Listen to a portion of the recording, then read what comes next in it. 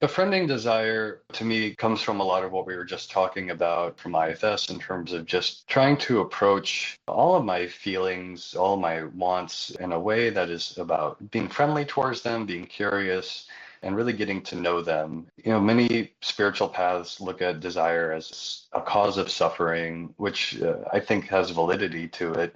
And also, at the same time, desire is there. Desire walks with us. We have desires even if we can't necessarily access those desires. Sometimes I don't feel like I have desire, but if I really listen to myself, there's usually something I want, or if I'm feeling some kind of suffering in my life, I can look at that suffering as though it's sort of like a spotlight being cast by a desire. If I didn't want something, then I wouldn't be suffering because I would just be totally at peace with whatever happens to me. So if I turn towards that desire, or even just am curious, like, what is this part of me wanting right now? What want is creating this experience of suffering or non-acceptance?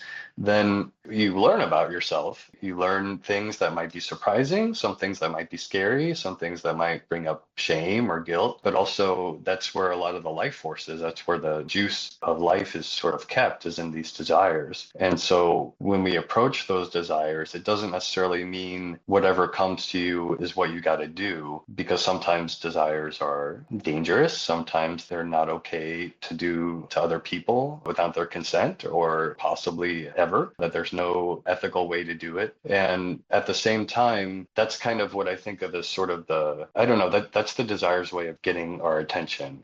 It's like if this part of me that wants something never really got a chance to sit down and think through to me what it really wants, then it's going to come out in this sort of unskillful way, this sort of maybe exaggerated way. And that might not be the actual thing. That might just be the pathway to what the real desire is, which might be something like, I want to feel powerful. I want to feel at ease in my body. I want to be loved. I want to have passionate love, all of these things. And so, befriending is really coming back into a relationship. It's not just about letting it be your boss and doing whatever it says, but just being like, okay, well, that's interesting that this part of me is wanting that. And I want to go deeper into that. Like, what is it about this that feels really interesting or important? If I did get this desire that I want, what would that change in my life? What would that make possible for me? And I think those kinds of questions and reflections is what leads me to something that might be really actionable.